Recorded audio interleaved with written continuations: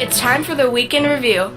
Look at national, regional, and local stories from the past week. Here's Brandon Hansen, Managing Editor of the Chewelah Independent, and Scott Allen, Managing Director of Northern Lights Public Radio.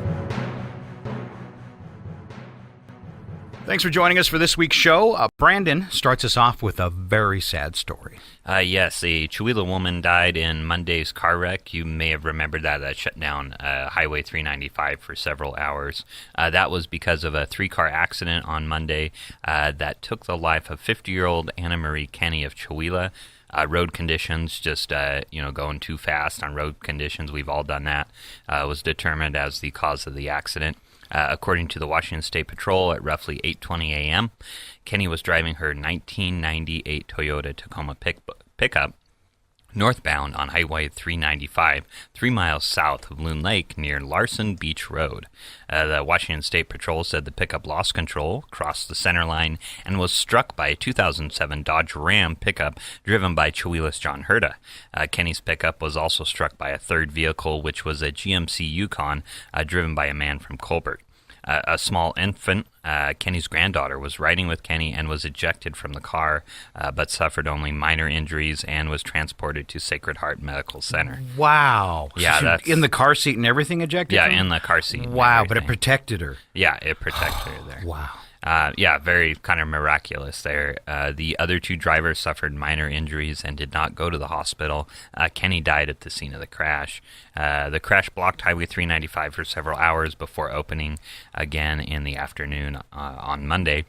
This kind of corresponded with the first significant snowfall in some time during the morning commute. I think we had one more other snowstorm, but that was kind of midday on a Friday, so most people had the time to adjust and, not get caught out on those roads in slick conditions there. And I have to admit, too, that first time of the season, it kind of takes you a little bit. We always complain about people driving too fast, but it does take you a little bit to get your bearings for some reason because you haven't drove in slippery conditions and so long, and just one minor mistake can cause something horrible like that. And what a horrible time of year for families to deal with the tragedy. Yeah. And it's one of those things. I remember going out Monday and being like, oh, this is just a skiff of snow. This is fine. This isn't much. And then, getting in the office, and this wasn't the only accident on Monday. There were several accidents and people going off the road and things like that.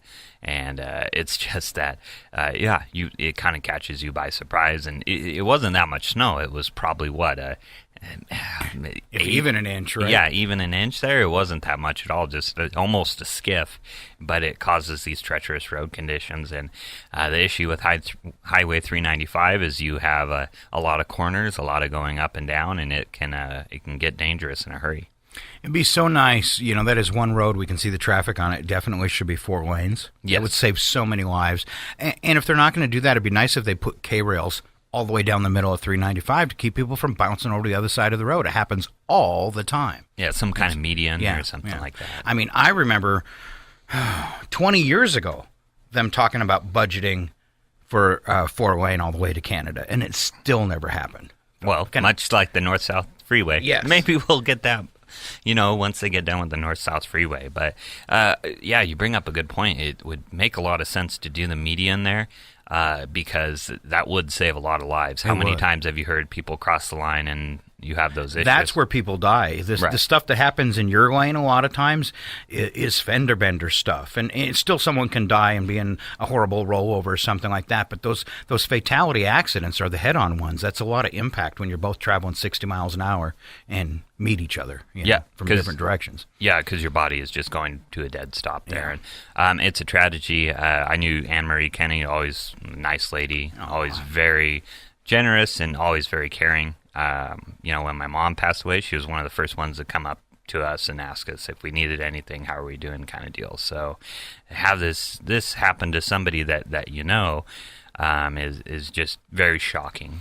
And even the people on the other that weren't in a situation where, you weren't at fault in the accident, but you still got to live with that that kind of trauma too. Right. Especially if your car was the one that impacted and caused the fatality of someone else, even if it wasn't your fault. You've got to live with that too. So there's a lot of pain for everybody. And then think about the first responders when you're on a scene like that. It must have been horrifying to see the baby's car seat. Yeah, outside I can't of the imagine car, that. Yeah, and then to realize that the baby was okay. Right. Wow. I can't imagine that sinking feeling showing up to the. Tough job. Right. Job. Right. All right. So. Thank you, Brandon. Vista and Hydro One, we talked about them last week. They're asking Washington regulators to reconsider their choice. All right. And this is where, the government decided, no, we don't want a Canadian business controlling electricity here in Washington State. Vista Corp and Hydro One asked Washington regulators to reconsider the decision denying the $5.3 billion sale of Vista to this Toronto utility. Two companies plan to file a petition for reconsideration no later than Monday, and that's according to a new news release. Washington Utilities and Transportation Commission has 20 days from the date of the filing to act on the petition. If the UTC grants a petition for reconsideration, it could modify its prior order or take other actions, including extending the time frame for deliberations. Denial by default occurs if the Commission does not act on the Vista Hydro One petition within 20 days. Well, that makes it kind of easy for them. Yeah, we're just not even going to deal with this. Yeah, we're just not going to do anything. We're not even going to answer it. We said no. The UTC rejected the sale December 5th, saying it doesn't serve the best interest of Vista or its customers. The three-member commission cited the abrupt retirement in July of Hydro One's chief executive officer and the resignation of its board of directors at the request of Ontario's new premier, Doug Ford. Wow. Commissioners said the risk of political interference by the province, which owns 47% of Hydro One stock, could cause Vista financial harm. And yeah, going into this, Hydro One was like, oh, well, the province is just a shareholder. They don't make any decisions. Well, then Doug Ford got in there and got rid of all the leadership. Wow. And it was like, oh, so the government does have some power there. So they have some say. And again, it just kind of goes back to you don't want that happening because a politician may not have the best interests of the company, which in turn may not have the best interests of the customers there. Sure. And it can change. Right here, we saw this. It changed over the summer. So they shouldn't have had that piece of news about what the politician did. Right. Yeah. In with their reconsideration request, they might have wanted to separate those two a little bit. And I believe Doug Ford is the brother of, remember the Toronto mayor that was like caught doing all sorts of like cocaine and stuff. Oh, and nice. All that fun stuff. So it's good to know what happens in away. Canada too, not just here in the States. Yeah. Right. So the Fords are kind of well known in Canada, I guess. So I'm jealous that you've got this next story. Oh, I set it up this way, so I would get to say it. But okay. Voyager 2 leaves the solar system. It launched 16 days before its twin craft, Voyager 1, but that probe's faster trajectory meant that it was in the space between the stars 6 years before Voyager 2. This news was revealed at the American Geophysical Union meeting. I'm sure that's a really exciting, interesting meeting in Washington. How nerdy do you think that meeting is? Oh, it's Geophysical Union meeting. Yeah. Okay. Nerds. The chief scientist on the mission, Professor Edward Stone, confirmed it. He said that both probes had now made it to interstellar space and that Voyager 2's date of departure from the solar system was November 5th. On that date, the steady stream of particles emitted from the sun that were being detected by the probe suddenly dipped. This indicated that it had crossed the heliopause, the term from the outer edge of the sun's protective bubble of particles and magnetic field. And while its twin craft beat it to this boundary, the U.S. Space Agency says that Voyager 2 has a working instrument aboard that will provide a first-of-its-kind observations of nature of this gateway into interstellar space. So you want to know how far away this yeah, I this do, probe is? because it's like in a void now. Yeah, Ugh. yeah. Ugh. This probe is 11 billion miles from Earth. Wow. Which is, about the distance from Chewelah to Northport. It is. Have you ever driven up there? It seems like it takes forever. It does. It is moving at roughly 34,000 miles per hour. All right. So The same as my Firebird. Yes, exactly. And then Voyager 1 is further and faster. It's 22 billion kilometers and going at 61,000 kilometers per hour. So those things are hauling. I would be interested in finding, and there's probably more specs out there, of so if it takes a picture or its sensors pick up something, how long does it take till it gets transmitted back to Earth? And think about it, you're using like 1970s, probably even late 60s, because you realize it's that an analog transmission, of course. Yes. And they have to develop these probes well before the launch date. It's not like, the day before they're getting stuff together to get on the probe. These things are usually, 5 years back in terms of technology from launch date, because you have to settle on, we need this technology, we need to get going. This is what's going to work. Right, and we need to establish this. So and by the time it's ready to launch, yeah, there's new technology that they could have benefited from. Right, but you don't want to put that in there without it tested or. So these Voyager probes are really about a 1965 Cadillac. Yeah, I mean, with an old tube radio and stuff, and it's amazing that in the cold of space, all that electronics from the 70s is still working. Yes, yeah, it's kind of cool how these things work. They have. I don't think it's a nuclear reactor, but it's some kind of nuclear material that radiates heat, and it provides the energy to the probe. So it's really kind of cool how it's still going. Can you imagine? Do you have any 1965 electronics that you still use and still work? No. And can you imagine? I don't think my iPhone's going to work in 50 years or whatever. It's crazy. So it's kind of cool. And I think we used to build things better, maybe. Yeah, I think so too. And the signal's so faint that they need to use a big whole deep space network of antennas just to get that very faint signal to get it beamed back to Earth. Oh, yeah. So, and I imagine it's probably worse than the old dial-up getting the getting the data. It's probably squealing and all that, and you're like, okay. Oh yeah, way before anybody ever heard of 4G. Yeah. Not quite emailing things. Very cool. All right, we'll wrap it up with this story. Inslee pushing for Washington to be 100% clean energy by 2045. What's that mean, clean energy? Clean coal? Do we get that in there? I guess, if they could invent a scrubber that was good enough, it could be clean. I guess. Washington Governor Jay Inslee wants to eliminate fossil fuels from the state's electricity supply by 2045, eyeing a 2020 White House bid, and undeterred by repeated setbacks in getting climate legislation passed in his state. The Democratic governor on Monday proposed an ambitious package of legislation aimed at tackling climate change. This might be the perfect time for that kind of stuff to go through, especially with what's going on in Seattle with straws and plastic bags. It seems like it's the trend right now. It is the trend, yes. It's certainly in government. This is kind of a trend here. The move comes a month after voters rejected a ballot measure to put a price on carbon pollution. Can I step in there? Yeah, please. Carbon tax. Just want to put it out there. Carbon tax. Carbon tax. Let's tax people. That'll save the earth. There was one today. They were going to tax text messages, possibly. Yes, taxing text messages to pay for free phones for low incomes. And I thought, really? They're going to tax us on our text messages. So it's always new and creative. Now, this move comes a month after voters rejected a ballot measure to put the price on the carbon pollution. Inslee says people want climate action and their elected leaders to step up and prevent further harm to forests, air, and communities. Inslee is seeking legislation to require electricity from 100% renewable resources by 2045 and require fuel producers and importers to reduce carbon emissions associated with transportation fuels, among other climate initiatives. That shouldn't be, to be 100% clean energy by 2045, that shouldn't be tough for Washington because we get so much electricity from dams. Yeah. It seems like a no-brainer. Right. It doesn't, to me, seem very difficult to reach that point where I think how much of our power grid here in eastern Washington is clean energy? It's got to be astronomical. Oh, yeah. Did you know there's only one coal plant in the entire state of Washington?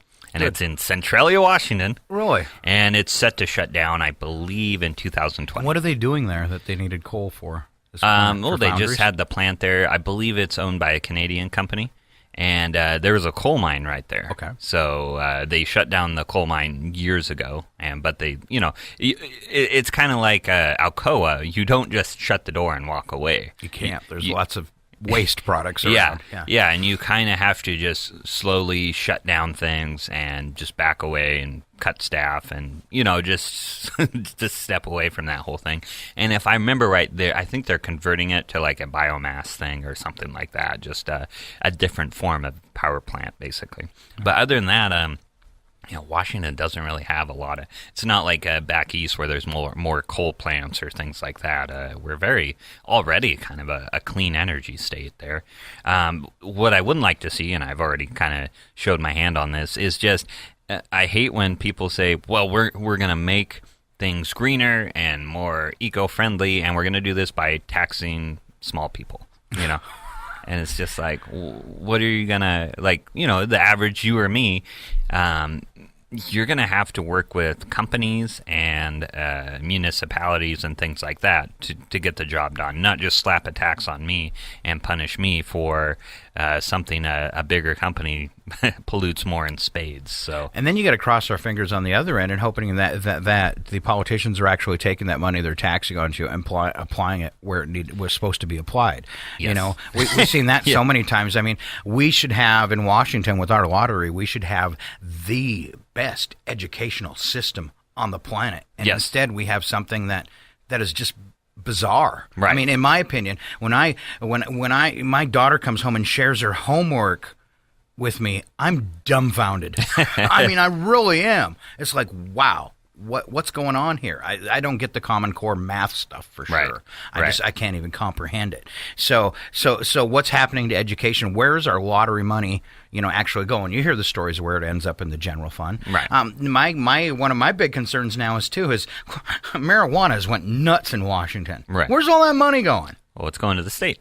And nothing ever gets any better. So now we have this new thing that became legal, and all this money that's being generated for it. But are our highways, or is anything getting any better? It seems like that money from a new resource, like when the lottery came out, and now marijuana, just disappears into the system somewhere. Yes, and that's why I don't like kind of vague. And I know this story's much bigger, and they kind of go into detail, but it's still fairly vague when you say something like, well, we're going to, help improve the environment.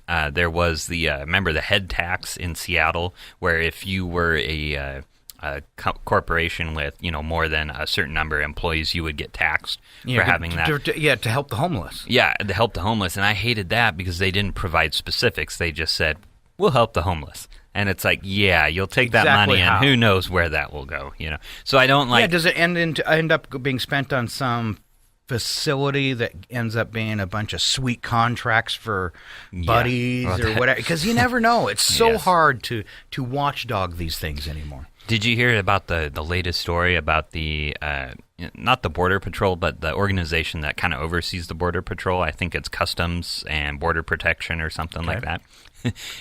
I want to say they have spent millions of dollars with this one company with a contract to hire new Border Patrol officers. Millions of dollars. You know how many they've hired? 2. I'd be scared. 2. I kind of scratch my head at the facility up in Colville because it looks abandoned and it's brand new. Right. Does anybody... Okay, it holds 5 horses. Yay. Yeah. So it's funny to see that kind of government waste where, they've spent millions of dollars for a staffing agency where they've gotten you 2 employees. It's just... you can kind of see the ugly parts of government that way. So when I see it's still going on. It's crazy. There was one, I can't remember what it was, but it was a big headline on Yahoo News the other day about, another $100,000 toilet seat. Yeah. Yeah. You just scratch your head. So, it's gravy. People are getting paydays, and I'm sure there are companies within the green energy or whatever that get paydays for doing things like that. So I always see when a politician says stuff like this, I just like, okay, what is your actual plan? What do you want to do? Because it sounds good in theory. Yes, it always sounds good in theory. That way. I mean, really, any legislation that passes, there's always a good reason to pass it, but the reality or not is, sure, vastly different from what they say they're going to do with it there. So, all right, I'm going to steer us back into reality. Okay. and ask you what's going on in sports. What's going on in sports? In Chewelah. All right. Well, tonight, since the show is going to be on Friday, the Chewelah Cougars basketball teams open up league play. So they're in the 2Bs now, the North Division in the Northeast 2B League, and they'll be hosting Kettle Falls, so another Stevens County team. Nice. And this should be a good game for the boys and girls. So the girls start at 5:30, and then the boys will start at 7:30, just whenever the girls' game gets over.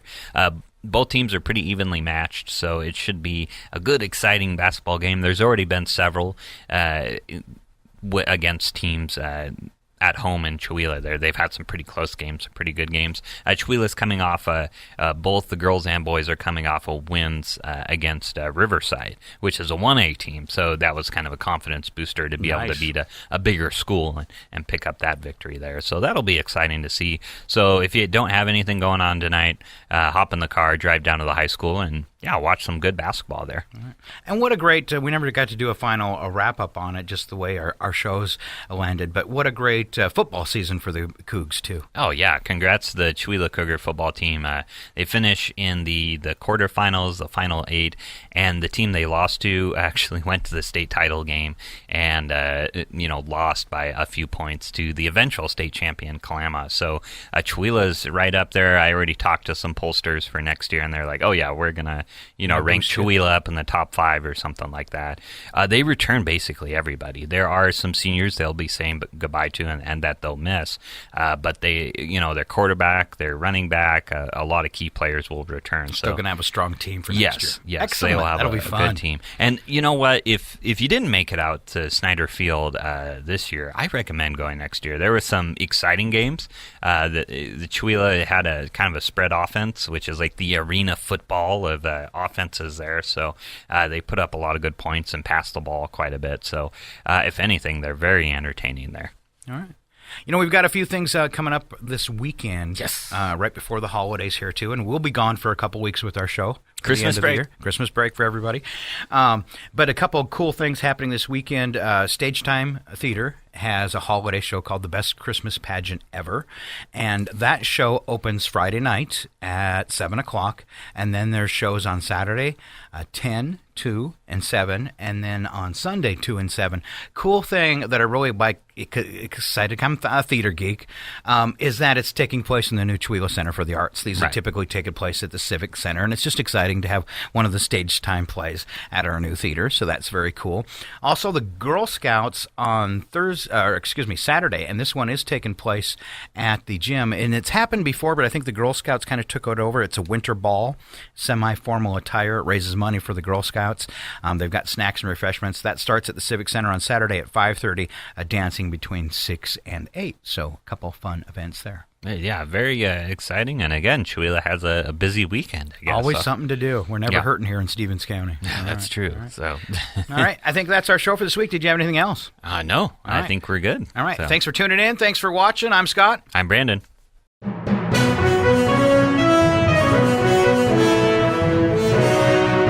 Thanks for listening to the Week in Review with Brandon Hansen, Managing Editor of the Chewelah Independent, and Scott Allen, Managing Director of Northern Lights Public Radio.